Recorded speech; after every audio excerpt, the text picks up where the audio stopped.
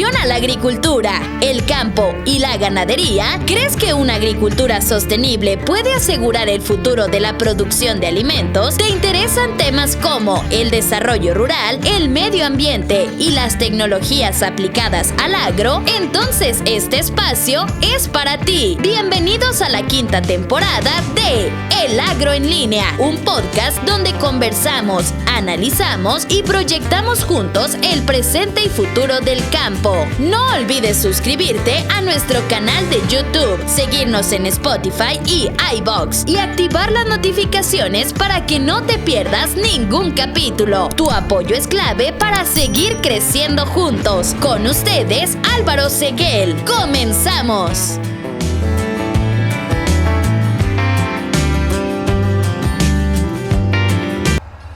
Hola, ¿qué tal amigos? ¿Cómo están? Álvaro Seguel por acá. Como ven, nos trasladamos hasta la región de Ñuble para conversar con nuestro invitado. Hoy nos acompaña primero un agricultor, fue el primer intendente de la naciente región de Ñuble, también un amigo del programa, ya que nos entrevistamos hace tiempo atrás en la pasada elecciones de convencionales constituyentes, en donde le fue muy bien y defendió también muy bien los intereses de miles de agricultores de nuestro Chile. Martín Arrau. Martín también ha ejercido diferentes cargos en la industria privada y también gremial, siempre defendiendo los intereses de todos los agricultores. ¿Cómo estás, Martín? Muy bien, muchas gracias, Álvaro. Bueno, gran saludo a todos los amigos que nos ven y felicitarte por este programa que es tan importante, porque en el campo somos muy buenos para trabajar en el campo, cada uno en su cosa, pero nos hace falta conversar con el vecino y hacer un poquito más de comunidad agrícola, así que felicitaciones por esta iniciativa. Muchas gracias, Martín. Bueno, Martín, básicamente nosotros nos trasladamos hoy día acá para poder hablar de agricultura. Nos topamos en el pasado evento de Case acá en San Carlos y ahí conversamos y dijimos, oye, tenemos que conversar. Martín, primero para partir la conversación, ¿no? y romper el hielo, la agricultura se ha puesto muchas veces en el banquillo de los acusados. Que emitimos gases de efecto invernadero, que contaminamos las aguas, que nos consumimos toda el agua y que aparte no dejamos agua para nada. Martín, según tu apreciación, ¿cuál está siendo hoy día el real aporte que tiene la agricultura, tanto en el tema social como económico? Bueno, hay que desmitificar cada una de esas cosas. Cada uno va para un seminario, pero súper rápido. Primero, alimentamos al mundo. O sea, no se puede vivir sin la agricultura. Nosotros producimos el alimento no solamente para los chilenos. Chile exporta mucho alimento, también lo importará, pero Chile agrega mucho valor, no solamente esas frutas exquisitas, esos vinos, esos salmones, sino que también nosotros alimentamos realmente a los chilenos, pero también además de eso, de poner el pan en la mesa a los chilenos, generamos empleo. La agricultura es un gran motor, un gran dinamizador de la actividad laboral. La agricultura también da empleo a muchas personas que hacen patria, soberanía en todo nuestro territorio nacional, desde los arrieros que podrán estar en la cordillera o en el sur con la crianza, en el norte, que me ha tocado recorrer en las zonas más insólitas. Ahí hay agricultura, se produce alimento, se genera empleo. Y cada una de esas cosas que se dicen, si no hay actividad más sustentable, más vinculada a la naturaleza, que esto. Nosotros convivimos con los animales, convivimos con la vegetación, dependemos del clima. Eso realmente es una actividad sustentable y por supuesto que toda la actividad humana genera algún efecto en la naturaleza, o sea, ya solo el respirar, solo el echar a andar un motor de una máquina, por supuesto, pero claramente todo esto que estamos viendo aquí es carbono capturado de la atmósfera. Nosotros fijamos mucho más carbono si lo queremos ver en esos términos ecológicos. Nosotros convivimos por eso y generamos un activo ambiental, alimentario y también laboral. Yo creo que hay que aprender un poco más de la agricultura. Los países más desarrollados valoran mucho su agricultura, la protegen y precisamente se dan cuenta que es fundamental tener una agricultura sana, pujante, para no colapsar las ciudades, para tener cierta soberanía alimentaria, para hacer un país integral. Yo creo que no existe un país que realmente se diga tal que no sea capaz de alimentarse a sí mismo al menos, o con un sector agrícola sano. No, sin duda. Y sin duda también la agricultura llega, ¿no? Bueno, yo creo que también un factor importante el tema cultural también, ¿no? Nuestras raíces también estamos siempre muy arraigados en el corazón de la agricultura. Pero también, Martín, en las zonas rurales apartadas hay pocas opciones, o sea, lo único que tenéis para trabajar es en agricultura, entonces también es un motor de desarrollo, como comentas tú, importante para estas zonas que hoy día se les dice rezagadas, pero en realidad, hablemoslo abiertamente, son zonas donde hay pocas oportunidades, zonas pobres. Martín, este aporte que hace la agricultura, ¿tú crees que está siendo valorado por la opinión pública o por el gobierno actualmente? No, el gobierno yo creo que no ha entendido bien cuál es el rol de la agricultura y no te diría, bueno, en general a los gobiernos les cuesta mucho entender el rol de la agricultura, la importancia de la agricultura, lo vemos en las políticas públicas. Hay una política más bien asistencialista hacia el campo, que está bien, hay que ayudar a ciertas personas que necesitan, por lo que tú decías, hay zonas más lejanas que necesitan ciertos apoyos, pero las políticas públicas de verdad, ¿qué pasa por ejemplo con la conectividad rural? En las regiones, por supuesto, más centrales están mucho más pavimentados los caminos rurales que hacia otras zonas donde se produce mucho más, la conectividad digital, en fin. Pero ¿qué pasa con la conectividad hídrica? La construcción de embalses, si en este país no se construye embalses en serio, desde los años 60, se han hecho otros después, pero bastante menores. Hasta los años 60, cuando se hicieron las grandes obras en la cuarta región, es que ahí se paralizó efectivamente esa visión de poner 9 hectáreas en riego. Yo digo, si hay que ver las estadísticas, desde la sexta región a esta zona se vierte al mar cerca del 80% del agua. Ahora los ríos están fluyendo al mar con caudales altísimos. Claramente hay que reservar parte de esa agua para tener más riego, tener más hectáreas con climas estupendos, sobre todo hacia la zona poniente de nuestras regiones, para generar más empleo, para generar más desarrollo, más alimentos.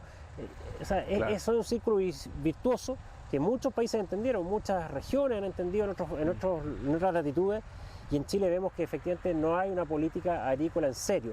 Y esto no es asistencialismo, sino que eso está estudiado. Cada una de esas inversiones permite efectivamente que el Estado recupere esa inversión en mayor impuesto, en mayor plusvalía, en mayor desarrollo. O sea, son rentables para el país. Entonces, yo creo que hay que cambiar un poco el switch de una política asistencialista hacia una política real de desarrollo y promotor de inversiones y de generación de empleo en el campo, que es lo que sabemos hacer nosotros. Sí, es verdad. Martín, hoy día tú, ¿cómo pondrías el valor también el cambio que estamos teniendo en la agricultura? Si bien tú lo comentaste, hoy día estamos atrasados en el tema de infraestructura hídrica, pero también estamos atrasados porque la agricultura está cambiando. O sea, hoy día vemos frutales en donde antes eran cultivos. ¿Qué crees tú que está pasando hoy día, principalmente en esta zona centro-sur de Chile? No, pero siempre ha sido así. Pero el cambio en la agricultura es brutal, ¿no? Y no me refiero a que llueve más, que hay helada, ¿no? Sino que el cambio, cuando uno era chico en esta zona, claramente, oye, se hacían unos cultivos muy diferentes a los que se hacen hoy día.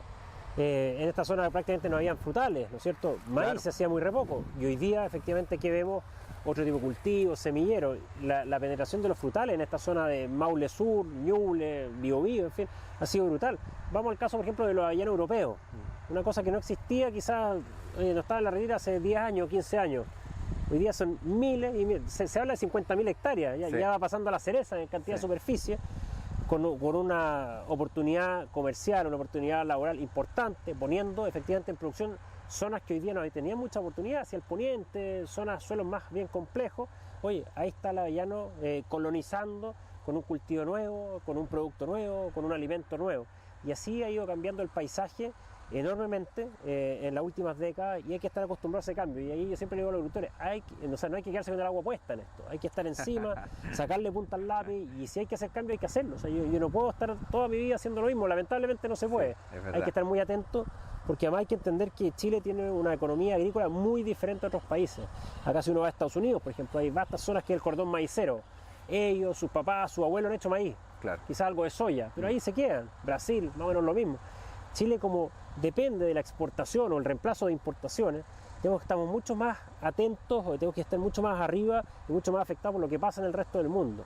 Entonces, si el mundo necesita que produzcamos tal tipo de manzana, bueno, habrá que recambiar las variedades, pero no depende del consumo interno, no depende de un commodity. Nosotros vendemos hartas cosas bien específicas, y por eso efectivamente eso implica que el recambio varietal, lo que atento que tenemos que estar, por ejemplo, la industria de semilla, que baja la demanda y tenemos que cambiar nuestro cultivo. Bueno, nosotros tenemos una agricultura de nicho, una agricultura que reemplaza importaciones y que exporta a ciertos mercados más sofisticados que los commodities. Por eso esta agricultura que tenemos hoy día es más complicada, tenemos que estar más atentos, pero bueno, nos ha permitido subsistir, nos ha permitido vivir en el campo, nos ha permitido también generar tremendos desarrollos en las zonas rurales, que se mira como zonas menos desarrolladas, pero hace 40 años las casas en la zona rural, habían casas con piso tierra, sin agua potable, la escolaridad era bajísima, y hoy día vemos que efectivamente la mayoría de la gente del campo, oye, con mucho esfuerzo tiene su propio vehículo, el tremendo teléfono, sus hijos si quieren pueden estudiar, en fin, entonces ha ido cambiando la vida del campo. Como tú dices, efectivamente las oportunidades laborales son muy diferentes a las que habían hace muchos años, más especializadas, más mecanizadas quizás. Claro. Pero sin duda es una agricultura de un rubro, de un nivel de dinamismo que quizás no se ve en otros rubros, digamos. Aquí realmente es muy cambiante, hay que estar muy arriba del caballo, y cuando hay que hacer cambio hay que hacerlo, ¿no? Porque si no, no se sobrevive en esto. Sí. Oye, se me vienen muchas preguntas a la cabeza, Martín, y comentarios al respecto, ¿ah? Desde el punto de vista del riesgo, la sustitución de importaciones. Sí. Para comentarle un poco, quizás a nosotros nos escuchan muchos agricultores, estudiantes de agronomía, qué sé yo, mucho agricultor joven que hoy día está escaso, cada vez el agricultor se está envejeciendo más. Pero es un fenómeno mundial, ¿eh? No, Sí, no es propio de Chile. pero es un problema, ¿eh? Sí. Muchas industrias están muy preocupadas porque se están envejeciendo los agricultores. Sí. Y cada vez, bueno, vive menos gente del campo mismo, Claro. y trabaja menos gente por hectárea, si lo queremos mirar así, salvo la fruticultura, pero hoy día los tractores son más grandes, las Claro. criadoras son más grandes, o sea, se ha automatizado y se ha crecido mucho en mecanización, se ha especializado mucho, y también estamos viendo agricultores más especialistas. O sea, hoy día, lo que comentaba un poco antes de partir la entrevista, o sea, antes un agricultor en este mismo campo, antes ahí había una lechería que ya no existe, se hacía crianza y engorda para carne, había trigo, remolacha, una pila de cosas, ¿no? Había unos perales por ahí. Hoy día en este campo se hace maíz muy especializado y cereza, dos productos, y así ha pasado mucho, con muchos agricultores que se van especializando en fruticultura, en cierto nicho, otros son semilleristas, y eso permite optar a mejores rendimientos, a lograr márgenes que permitan ser sustentables, y eso también se ve en otros países. Uno cuando le toca ver agricultura en Europa o en Estados Unidos, que es un buen ejemplo por la cultura de trabajo que tienen, ellos son especialistas. A mí me pasaba, una vez fue un campo donde había nogales, y le pregunto al dueño del campo, oye, ya tú haces nogales, ¿qué más? Y me mira una cara rara, ¿cómo que más? Nogales. Yo hago nogales, mi papá hacía nogales, mi abuelo hacía nogales, lo único que sé hacer son nueces. ¿Ya? Y son especialistas, pero claro, sabe el número de serie de cada perno de la máquina, los rendimientos de todos los años para atrás, son realmente especialistas. Entonces, claro, tienen una eficiencia enorme. Yo creo que eso ha ido pasando acá, ya no se hace de todo en los campos, sino que efectivamente somos realmente especialistas, y eso ha ido haciendo que seamos más eficientes. Martín, nombraste el tema de sustitución de exportaciones. ¿Cómo le podría explicar a una persona que no sepa? Claro, lo que pasa es que, por ejemplo, Chile consume cierta cantidad de maíz, pero Chile produce este año será un 30% de ese maíz, 30 y tanto por ciento. El otro 70% lo importa. Y se importa donde esté más barato, es un commodity. Puede ser de Estados Unidos, ahora que Estados Unidos le exporta menos a China por los aranceles que le puso, o soya que de Brasil, y eso se lo terminan comiendo los pollos, los cerdos, los pescados. Y Chile exporta efectivamente ese grano transformado en alimentos, o sea, en animales, digamos, en cerdo, ave, en fin, y salmón. Entonces, Chile importa mucho grano, y lo que hacemos acá, por ejemplo, con este maíz, es simplemente sustituir ese grano que se importa. Entonces, nosotros no fijamos el precio, Chile no fija el precio, compramos simplemente el precio internacional del maíz, claro, con el flete para traerlo a Chile, y eso nos protege un poco ese flete, sería, ¿ya? Entonces, claro, no somos efectivamente competitivos para poder exportar, pero sí hay cierto ahí colchón para poder sustituir importaciones en ciertas especies como el trigo, como el maíz, que básicamente la avena podrá ser, u otras cosas que dependen de los precios internacionales, o hay mucha relación entre ellos, ¿ya? El resto sí somos más reyes del mercado, como puede ser, por ejemplo, el típico ejemplo de la cereza, donde nosotros somos los productores en esa época del año, salvo Tasmania en Australia y algunas cosas que nos compiten, pero estamos bastante solos, ¿no es cierto? Lo que pasaba en los arándanos, antes de que Perú efectivamente nos hiciera bastante mella, la uva de mesa, que Chile, oye, Ovalle nos ha tocado en el Copiapó, ir a ver todos esos campos que hoy día están bastante abandonados, muchos de ellos, esa zona norte es riquísima, algunos campos que hoy día parecen, verdad, de poco ir a ver algunos proyectos allá, que se están recometiendo cereza en una escala, pero todo eso estaban solo en el mundo, y mandan su a Estados Unidos, bueno, llegó Perú, mira cómo cambió eso. Cambió completamente. Además, de crisis hídrica y otras cosas. Claro, bueno, producto de la permisología y este... Si el otro día salió un productor muy grande de palto, y está estudiando efectivamente un proyecto muy grande de desalinización de agua para poder plantar más, desalinizar agua de mar para poder plantar. Olvídate, con los permisos es imposible hacer cualquier proyecto de eso. Los embalses, que otra cosa, los canales, o por ejemplo, para pedir un derecho a agua subterráneo en las cuencas que todavía se puede, porque de aquí al norte ya está todo prácticamente cerrado. Ñuble también parece que estamos bien al límite, si es que ya no se cerró, pero se demoran 3 años en otorgar un derecho de agua. A veces se demora un poco más, un poco menos, pero es algo bastante lento. Y cuando tú tienes un proyecto para plantar algo, hacer algo, estar por un permiso para 3 años, o sea, la rentabilidad baja bastante porque efectivamente Exacto. esos años van haciendo bastante mella en los proyectos. Entonces, ahí claramente Chile, no solamente el sector agrícola, sino que en términos generales ha ido creciendo mucho la burocracia, está a merced efectivamente de estos permisos y en varios rubros nos tienen bastante diezmados, digamos, porque Claro. al final hace que seamos menos competitivos y la gente prefiere ir a producir a otros lados. Me ha tocado ver en Perú, en Paraguay, por ejemplo, la atracción de inversiones es brutal. Sí. O sea, la facilidad para hacer negocios y proyectos es enorme. Yo creo que nos falta un poco aprender eso porque Chile efectivamente cada año es menos competitivo, hay un ranking que lo mide y Chile ha ido perdiendo competitividad año a año. Hay un montón de factores también que explican eso, seguridad y otros temas. Martín, Temas laborales, seguridad, Sí. permisología, son una pila que Sí. Martín, ya que nombraste el tema de la cereza, acabamos de vivir una temporada compleja de la cereza, Sí, compleja. en términos de Por allá precio, atrás, calidad. no sé, ahí se ven. Sí, que una temporada muy difícil. ¿Cuáles crees tú que son los principales factores que explicaron esta temporada abrupta de cereza? Mira, aquel que le pregunté dice cosas diferentes, yo sé, hay muchas explicaciones, pero bueno, lo más básico primero, la oferta nuestra ha ido creciendo, digamos, o sea, todos los años y a un ritmo de plantación enorme, producíamos más toneladas de cereza, ¿no es cierto? El mercado chino también ha ido creciendo, se ha ido desarrollando, cada vez hay más personas en China con poder adquisitivo para consumir este producto que es muy caro, ¿no? Puesto allá, imagínate tú. Entonces, pero bueno, lo que se dice es que efectivamente esta oferta creció tanto que hubo un pequeño superávit, por decirlo de esa manera, y efectivamente hizo que el mercado tuviera algún grado de colapso por los precios. Yo diría que es un grado de colapso, es un precio muy, muy bajo. Pero también hay otros factores que hay que observar. O sea, Chile no lo ha hecho bien en cuanto, por ejemplo, a cuidar su imagen país, su marca. O sea, nosotros lo vemos en la cereza, llega a cereza australiana y tiene un mayor valor, porque su estándar es superior. Lo veíamos en los kiwis. Llegaba el kiwi chileno a cualquier mercado, llegaba el Sespri de Australia, con la etiqueta de Nueva Zelanda, y era efectivamente con un precio muy superior porque su estándar era mayor. Acá en Chile hay muchas empresas exportadoras, algunas lo hacen estupendo, otras no tanto, pero efectivamente como hay una disparidad de los estándares, la fruta chilena tiene una peor reputación. Y eso hay que trabajarlo, la industria se está poniendo de acuerdo en el sentido de fijar ciertos estándares de calidad mínimos, por ejemplo, no exportar, por ejemplo, fruta muy pequeña para reducir un poco la oferta y tener fruta de mayor calidad, y decir, la etiqueta chilena vale más. Para esta temporada, por ejemplo, no se deberían exportar calibre L ni XL en esta zona por la fecha. Entonces yo creo que hay mucho que hacer también nosotros, de no hacernos autogoles, a veces se exporta por salir temprano, llegar con un flete aéreo a un muy buen precio, fruta que no está con el azúcar necesaria.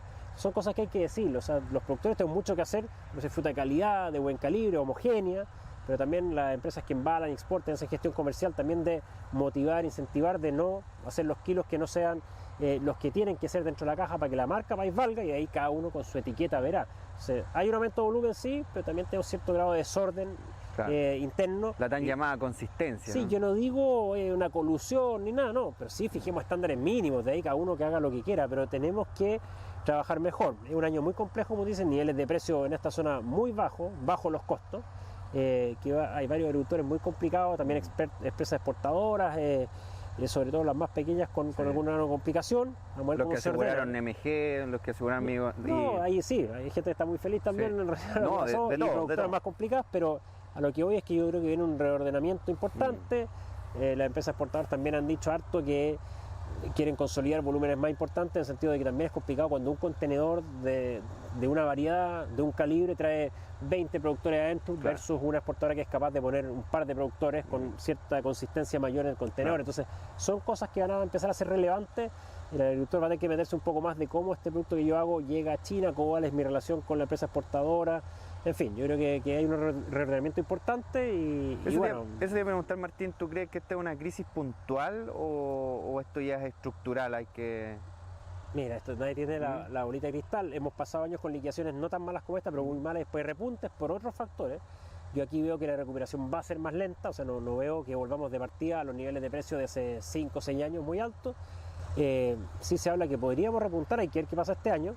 Pero tenemos que hacer las cosas mejor. O sea, ya de partida, si es que dejamos de exportar calibre L y XL versus las nuevas hectáreas que están entrando, podríamos lograr contener un poco el aumento de volumen, ¿no? Dependiendo también de cómo venga la hora frío, de cómo venga la floración. Acuérdate que la cereza tiene muchas variables, pero con eso al menos podríamos ordenar un poco más, mejorar la marca país y lograr enfrentar una temporada un poco mejor, con la esperanza efectivamente de recuperar niveles de precios sobre los costos, para poder ver algo de esperanza. Si este año volvemos a tener niveles de precios bajo los $2, yo creo que efectivamente las perspectivas se ponen bastante complicadas, digamos.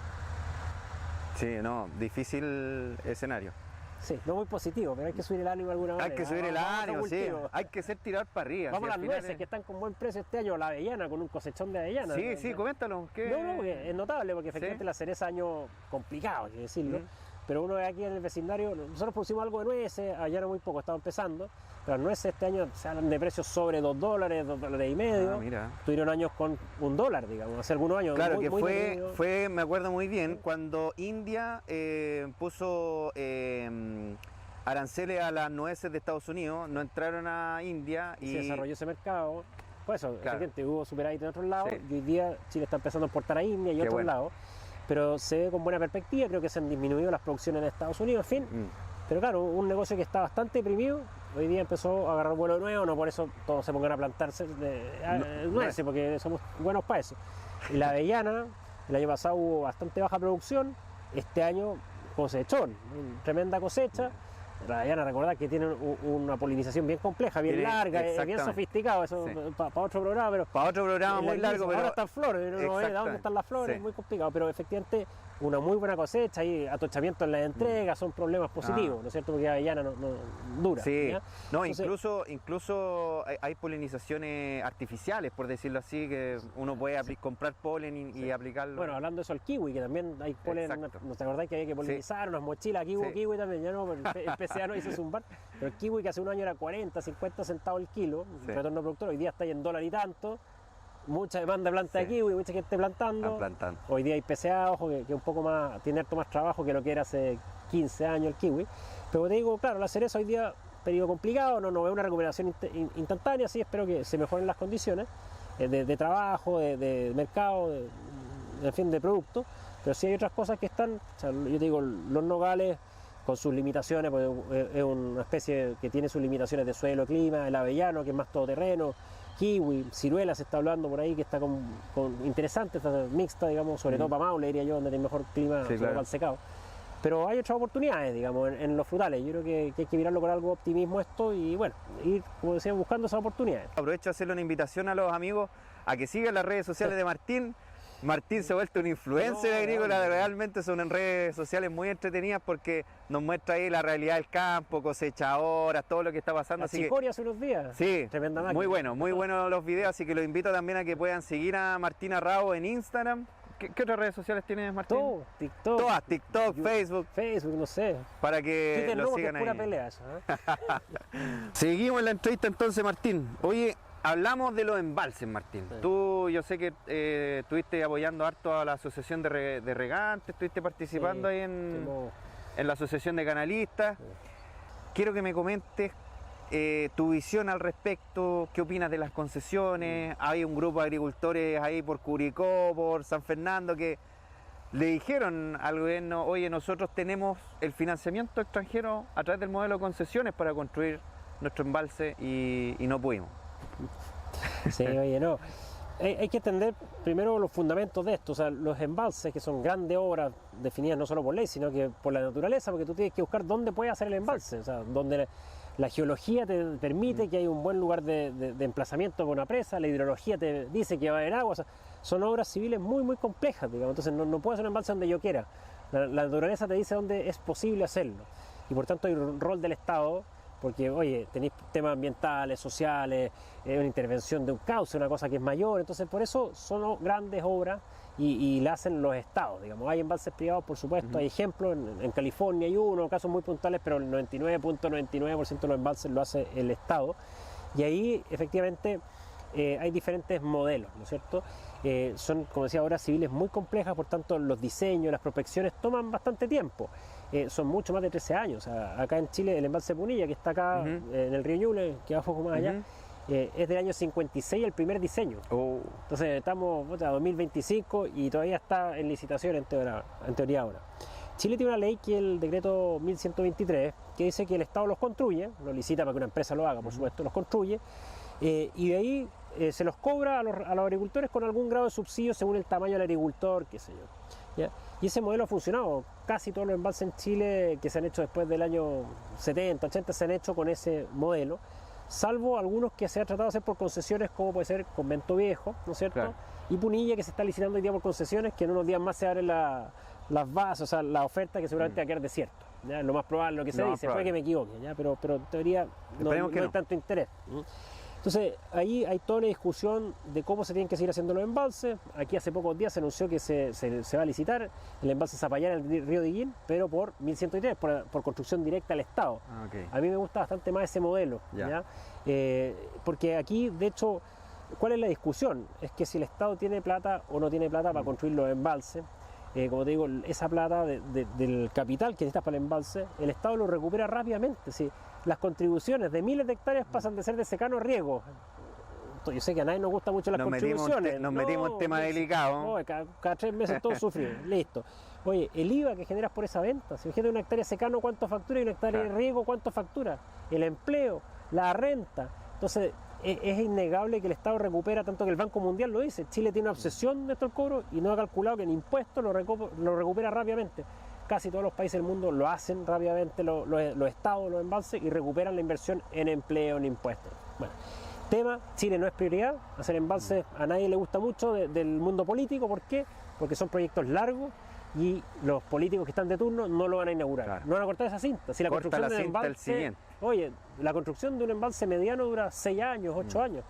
Si nadie va a cortar esa cinta, Claro. entonces, ¿para qué vamos a hacer el embalse? ¿Para qué nos vamos a complicar? Porque tiene costos ambientales, sociales, que nadie se los quiere echar encima. Claro. Entonces pasamos. Es lo mismo que con las construcciones de las cárceles, que hay un déficit gigante, nadie las quiere hacer, pero son cosas necesarias. El hospital de Linares, que lleva No, sí, una no sé. cantidad de tiempo Entonces, ahí. yo te digo, a mí la verdad es que me da lo mismo si el gato es blanco o negro que casi ratón. A mí el embalse, ya la concesión, que se hagan, que se liciten las construcciones y se empieza a hacer los embalses. Yo creo que a esta altura el Estado los tiene que hacer por obra directa, ya no hay más vueltas para concesiones. Este mismo embalse acá se ha licitado ya 2 veces, entonces no da mucho análisis más.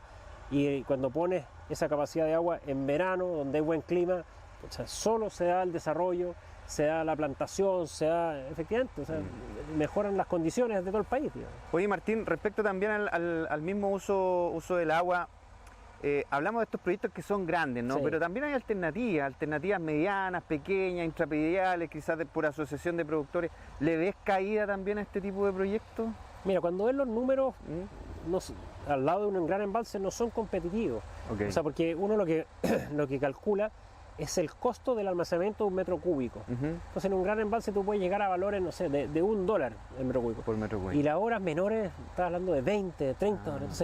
Entonces, es mucho más barato una gran obra de riego, además que te permite controlar crecidas, te permite generar turismo, o sea, mira Rapel, hidroeléctrica, con toda la variación, la cantidad de desarrollo turístico y alrededor, está lleno de ejemplos, digamos. Entonces, al final, las grandes obras de riego son mucho más rentables socialmente, generan menos impacto, por supuesto, pero es una solución mucho más cara, mucho más pobre, más pequeña. O sea, al final hay que hacer las cosas bien. Y eso implica cuando hay que romper huevos y hacer las cosas hay que hacerlas. Y para eso está el Estado. El Estado está, efectivamente, cuando hay fallas de mercado, fallas sociales, resolverlas. Y en el fondo, es ahí donde nos falta carácter en la clase política, en la crítica izquierda y derecha aquí. Nos falta, efectivamente, las ganas de hacer las cosas. En Chile estamos llenos de cosas que hay que hacerlas, todos sabemos, pero nadie las hace. No hacemos los lesos. Entonces, los embalses es uno de los ejemplos, junto con las cárceles, con el control fronterizo, y nos podemos ir a otro tema que no tiene nada que ver con esto, pero efectivamente nos falta voluntad de hacer las cosas. Martín, te quiero llevar a otro tema ahora, a un cambio que está pasando en el entorno rural, que se acentuó mucho con el tema de la pandemia, que tiene que ver con las parcelaciones.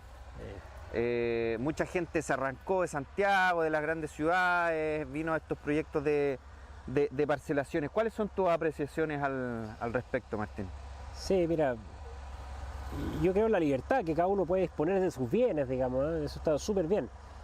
Pero efectivamente hay cosas que generan impactos que no son positivos, como las parcelaciones. Yo diría, yo me declaro un enemigo de las parcelaciones, de estas parcelaciones que transforman suelos agrícolas que son un recurso finito, un recurso limitado, o sea, un suelo fértil, con riego en muchos casos, productivo, que se charquea, digamos, y se divide en muchos casos, y deja de ser agrícola, deja de producir alimentos, deja de generar empleo, y se transforma de uso residencial a la mala, porque es agrícola en teoría, son parcelas agrícolas que dejan de ser agrícolas.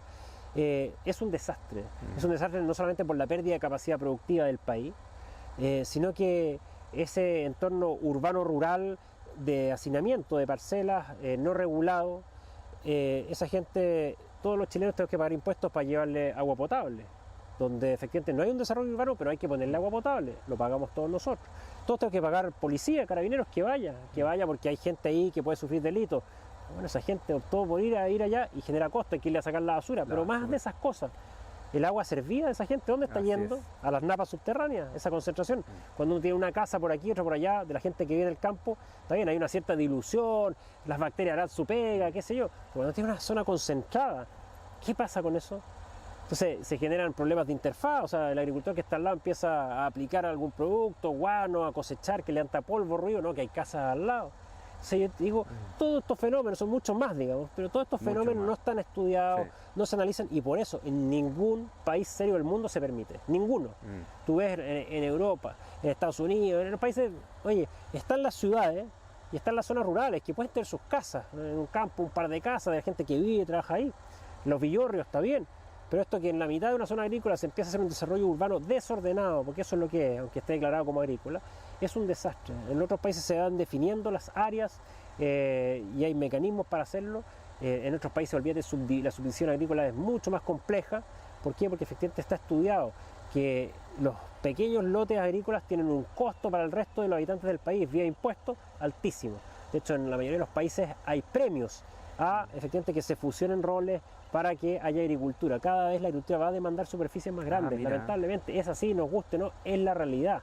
Ya hay informes de hace 40 años, desde los años 60, ¿verdad? Hace 60 años, antes de la reforma agraria, de los años 60, que criticaban el tamaño de la tenencia en Chile, que era muy pequeño, el año 60, que era de promedio 60 hectáreas. Y decían, esto en el futuro le va a penar a Chile porque la agricultura se va a transformar en cosas más extensivas. Entonces hoy día efectivamente está con una mirada muy de corto plazo. Esto es impopular decirlo, yo sé que la gente está muy a favor de estas parcelas, pero yo, o sea, racionalmente estoy muy en contra, encuentro que algo muy negativo, que nadie se atreve a ponerle cascabel al gato, porque hay mucha gente con parcelas que efectivamente generan un efecto muy negativo al resto de la sociedad. Y la agricultura igual, nosotros en la pasada reunión de canalistas que tuvimos en Colbún, en Maule Sur, hubo un problema porque estas parcelas se venden la mayoría con acciones de agua muy pocas, cero o sin acciones de agua. Pero ¿qué es lo que pasa? El riguero pasa por el frente. Vamos con la bomba adentro. Exactamente. Van poniendo la bomba adentro, van regando su jardín, qué sé yo. Mira, una o dos parcelas quizás para un canal no implican, pero cuando tú tienes una cantidad gigante de parcelas y al fondo tienes un regante que no le llega el agua. Y tienes que limpiar el canal por 20 sitios y parcelas. Exactamente. Entonces, panderetas, tuvimos que hacer ahí en la asamblea un cambio en el tema del cobro por la acción, porque obviamente tuvimos que bajar los mínimos para poder regular este tema y que de alguna forma pudiera llegarle el agua al parcelero que está al fondo del canal. Estás hablando de agricultura, de agua para riego, en fin, y esto ya es algo urbano. Entonces no hay razón. Imagínate tú con las reformas legales que se han aprobado ahora, ¿no es cierto? Todos los agricultores estamos perfeccionando los títulos, en el catastro que hay que incorporarlo, todos estos papeles. Imagínate esas personas que tienen una parcela y tienen 0,1 acciones, aceptan estos trámites legales. No lo hacen y quedan en limbo y empieza a descuadrarse el sistema.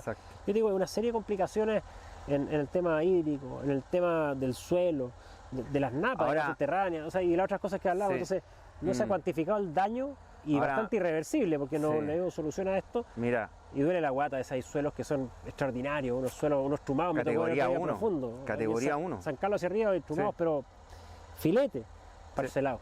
Categoría 1. Entonces, sacando unos pivotes a la orilla de todo para parcelar. Entonces, pero esto es un crimen.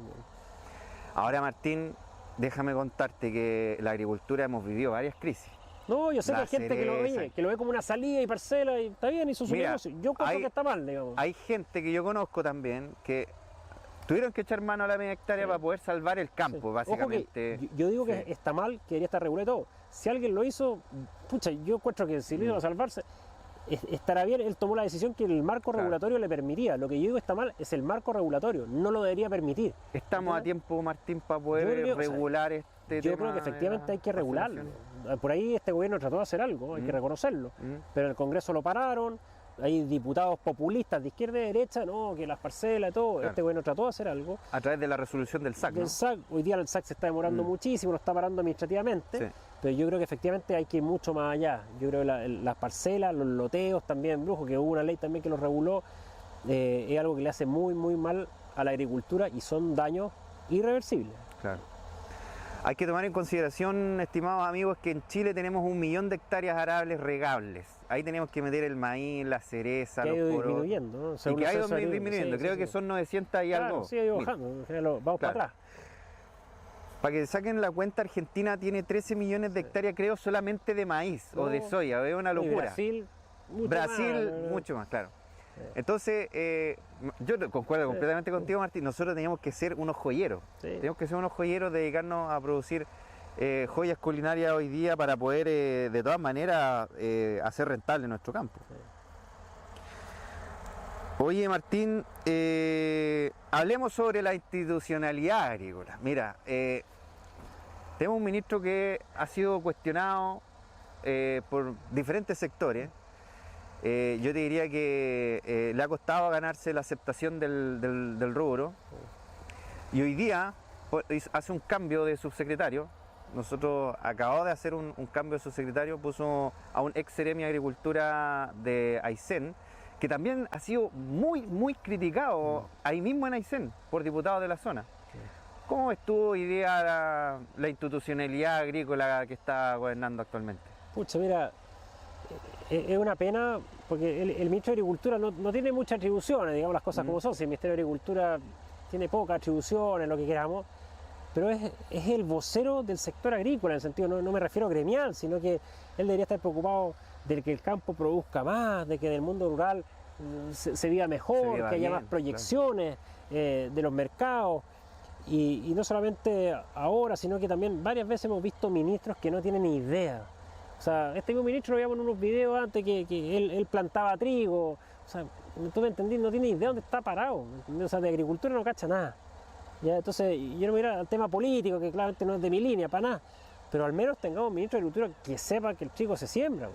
O sea, algo mínimo. Entonces, porque de ahí salen opinando cosas, muchas aberrantes, no entro en detalle, pero ¿cuántas declaraciones hay? Una colección esto, de cosas aberrantes. Así es. Entonces, yo creo que tenemos que tener gente que sepa del tema, pero que además sean buenos políticos. Este ministro, o el ministro que sea de Agricultura, debería ser un lobista en obras públicas para sacar los embalses adelante, debería estar preocupado de esas cosas grandes, de abrir mercados, de las cosas fitosanitarias, de la exportación de no sé qué. Ahí debería estar. Si eso es lo que repercute, si en el campo necesitamos que haya, oye, más pega, más dinamismo económico, que no te quemen las cosas como en la zona macrozona sur. Ahí debería estar ese ministro, en las trillas, con chaleco antibalas, ¿no? Ahí debería estar. Lo veo muy lejos de eso, muy lejos de esa realidad, está preocupado de la cosa política, del lenguaje inclusivo, de no sé qué cosa. Pero eso no va a comer acá, eso no sirve, muy lejos de la realidad agrícola. Entonces, yo veo ahí y de ahí para abajo, subsecretarios, seremi, no en todo Chile, hay gente que sabe el tema, pero otros que no, en los jefes de servicio, gente en CONAF, el desastre que tenemos, muchos otros lados. Entonces, yo creo que efectivamente, ya queda poco este gobierno, el próximo que haya, sea quien sea, ojalá en el campo tengamos, al menos en su institucionalidad, gente que sepa. Hay buenos profesionales, en las mismas instituciones públicas hay buenos profesionales, pero bueno, hay que escucharlo, hay que darle espacio a esos buenos profesionales, en los cargos directivos políticos poner gente que al menos tenga algo de experiencia y conocimiento de campo. Imagínate tú que agricultores de Traiguén tuvieron que votar, o sea, devolver su semilla, devolver la factura y todo, porque no pudieron hacer algunas quemas controladas que ellos necesitan en Traiguén para poder sembrar, y que no pudieron, se entrampó completamente el tema de la permisología ahí en CONAF y se vieron obligados a devolver la semilla. Pero ahí tú tenías un caso, claro, la gente que no entiende mucho el campo y dice, oye, pero ¿cómo queman siglo XXI? En fin, cuando tenéis rotaciones de secano, trigo, avena, raps, qué sé yo, ese tipo de rotaciones, donde cosecháis y tenéis que sembrar muy luego, donde no hay lluvia para que se descomponga esa cantidad de paja.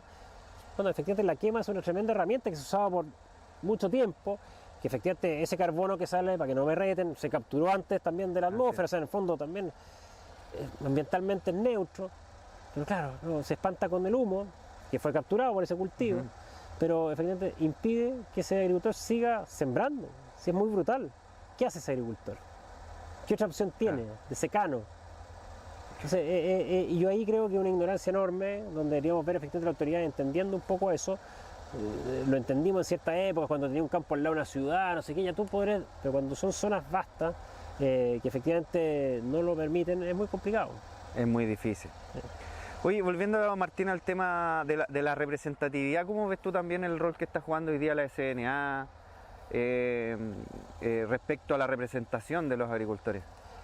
Sí, yo tengo varias miradas, digamos, me gustan más los gremios regionales, los gremios que están un poco más en terreno. La SNA está en un nivel muy arriba, digamos, como miembro de la Confederación de la Producción y el Comercio, en fin. Yo creo que Antonio Búcar ha tratado de hacer esta vinculación con el campo, pero yo creo que efectivamente hay que estar un poco más en terreno en ese sentido. ¿Ves que había ahí tú para quizás gremios nacientes regionales? O sea, yo no quiero dividir el sector, yo creo que tienen que participar más en la Sociedad Nacional de Agricultura, es una institución de una tremenda trayectoria. Yo fui director de la Sociedad Nacional de Agricultura, y hay que cuidarla, y hay que protegerla, y hay que participar más, a eso iba, ¿entiendes? Entonces, cuando quiero ver más terreno es precisamente, ojalá haya más personas que se motiven a ir. Mucha gente quizás no está inscrito en la Sociedad Nacional de Agricultura, o no participa, o no lee el vocero agrícola, o no sé qué, hay que estar, porque al final nos empezamos a llenar de muchos otros gremios, que tienen que haber gremios regionales que estén representados en la Sociedad Nacional de Agricultura, tienen que haber gremios también de especialidad, ¿no es cierto?, los productores de ganado, de carne, de leche, qué sé yo, y tienen que estar representados allá, de semilla, pero hay que estar muy activos. Hoy día necesitamos estar muy presentes. Las discusiones legales, ponte tú esa resolución del SAC de las aplicaciones que salió hace unos meses, que una brutalidad. Programa 1, si quieren váyanse en la lista aquí, programa número 1 de este año. Dicen que lo van a arreglar, una cosa impracticable, pero ahí la SNA reaccionó después. Debería haber estado ahí, al tiro. Bueno, entonces yo creo que hay que estar muy activos, muy atentos, porque si no se nos pasan goles que terminan siendo, con esta permisología y todo, impracticables para el sector agrícola. Respecto a la permisología, Martín, ¿nos puedes comentar algunas trabas concretas que hoy día están limitando el ejercicio de la agricultura por parte de todos los agricultores? Oye, mira, es largo el tema, en el sentido, ya hablamos algo de la permisología en aguas, por ejemplo, ¿no es cierto? Complicado, las nuevas normas de extracción, donde hay que poner caudalímetros, qué sé yo, te complica un aumento de costo, en fin. Todos los pesticidas que utilizamos en el campo, que hoy día Chile ha suscrito una cantidad re importante de tratados, ¿no es cierto?, se ha ido restringiendo y nos quedamos con menos herramientas para poder tratar ciertas malezas. Entonces vamos, efectivamente, Chile firmando todos los tratados posibles, pero eso implica costos y más problemas para producir, ¿no es cierto? Hay que ir, yo creo que, mirando lo que hacen los grandes productores, los países más desarrollados, pero no copiar la norma más exigente del mundo, porque nosotros efectivamente estamos en vías de desarrollo, ¿no? Entonces hay que ser un poco más inteligente en eso. El ejemplo, por ejemplo, los tractores, que por suerte echaron para su norma, la Tier 4. La Tier 4, oye, era impracticable, olvídate, con AdBlue en el potrero, o sea, con la calidad de petróleo que tenemos acá en Chile, yo iba a andar 100 metros y iba a quedar parados esos tractores. Entonces, bueno, efectivamente son... Y el costo de los tractores. No, olvídate, entonces... Si ya están caros. Entonces es como el grabado de las patentes, pero por 1000 esto. La norma nueva de generadores que viene, que uno usa muchos generadores, también, una norma, olvídate, impracticable. Sí, por la hora punta. No, entonces, efectivamente, por uno y otro lado, no son grandes permisos. En el campo no estamos sujetos, la agricultura mediana, digo yo, no está sujeta al sistema de evaluación ambiental, pero sí a muchos permisos laterales que te van poniendo problemas. Pero un agricultor ya más grande que quiere tener un pequeño plantel porcino, estoy hablando de un pequeño, o sea, 700 animales o 1000 animales, entras al sistema de evaluación ambiental. Entonces ahí ya entra y olvídate, eso ya es impracticable. Entonces también la agricultura le vende sus productos a plantas de proceso típicamente, a packing, a planteles de animales, y ellos están todos trancados, años de trámite en el sistema de evaluación ambiental. Entonces también eso va limitando. Me tocaba asesorar o conversar con las personas que están evaluando un proyecto efectivamente para proceso de fruta, y claro, ellos estiman que son 3 años desde que tienen la plata para invertir hasta que pueden echar a andar la planta, no por la construcción se demora 8 meses, es por los permisos, son 2 años y tanto permisos, y el costo de la evaluación ambiental eran $400.000 en papeles, en permisos, de una planta mediana. $400.000, o sea, 400 millones de pesos gastados en la permisología y 2 años de demora. Imagínate cómo va a ser razonable, y está bien, que se pidan los permisos para conectar la carretera, que se pidan los permisos para los residuos, en fin, pero hoy día esto es de una incertidumbre enorme, entra en un sistema que no sabes, bueno, eso va trancando la economía y termina afectando igual al agricultor. Y eso también va trabando las inversiones y el desarrollo, eso también sin duda que también afecta de alguna forma. Sí. Martín, fue una conversación amena, se nos pasó el rato. Oye, podríamos estar, ya se está poniendo el sol aquí, estamos con la iluminación justa. Sí. Pero bueno, Martín, encantado de poder hablar contigo. Estamos en la industria correcta, yo siempre digo esto, No, porque todas las personas, los 8.000 millones de habitantes hoy día, tienen que comer a lo menos 3 veces. ¿Y quién va a producir estos alimentos No, que y no cuando sean los estamos agricultores? bajoneados por la helada o que bajó el precio, por lo que sea, si uno tiene que mirar dónde está parado. Sí. No sé si alguno de los amigos que está en el campo se imagina trabajando en una ciudad grande. Exacto. Oye, si esto tiene sus dificultades, duro, es con incertidumbre, Sí. el campo es con clima, como dice un amigo aquí de San Carlos, pero efectivamente uno lo hace porque le gusta, no sé si seremos medio masoquistas, lo que sea, pero una actividad preciosa. O sea, efectivamente todo esto se paga cuando uno va al campo y amanece, salidas de sol. Olvídate, la gente es muy encachada, es como una familia el mundo rural. Sí. Y efectivamente tenemos que cuidarla y por eso, chuta, yo valoro harto este tipo de iniciativas, gente que también, como tú decías al principio, promueve las tradiciones, promueve muchas cosas, porque efectivamente el campo es resguardo de eso también. Para el 18 de septiembre todos se visten de guaso, los fardos por ahí. Gente que no tiene idea Así para que es. dé un fardo, yo creo, pero Así se sienta en él y listo. Y eso es el campo. ¿Sí? El campo representa nuestra identidad, lo profundo de Chile está en el campo. Y nosotros también somos un poco guardianes de eso, así que estar contentos por lo que hacemos Qué bueno. y mirar para adelante. Y con optimismo, ¿no? Total, Hay que sí. echar para adelante, ¿no? Ya lo Martín, arreglaremos, ahí sí. inventaremos algo. Oye, Martín, unas palabras de despedida quizás para los jóvenes que te están escuchando hoy día. Mira, tengo una estadística muy buena que nos escuchan mucho en celulares cuando se mueven, así que pretendo yo que nos escuchan mucho quizás en las camionetas, ahí en los vehículos cuando se van moviendo, van de traslado por ahí. Sí, no, yo creo que hay grandes oportunidades, o sea, sobre todo para la gente joven. Y hoy día la penetración de la tecnología, bueno, o sea, en todo, hoy día para regar, apretáis botones, plataformas, en la búsqueda de oportunidades comerciales, de generar productos nuevos. Yo veo cabros jóvenes que han inventado unas cosas que yo ya estoy de salida, medio pelado, ya no se me ocurren más cosas. Pero efectivamente yo creo que hay muchos espacios, hay cabros nuevos que están prestando servicios de drones, de auditoría de riego, de millones de cosas que se necesitan en los campos, aparte de las cosas más clásicas. Entonces yo creo que hay que estar buscando oportunidades. Hoy día efectivamente la agricultura es muy diferente y el que no está atento a eso se va a quedar abajo. Sí. Ya. Con ese mensaje entonces nos despedimos, amigos. Les invito a suscribirse a nuestro canal y seguirnos en Síganos. todas nuestras redes sociales. Un abrazo grande, nos vemos. Hasta luego. Chao, chao. Chao, chao.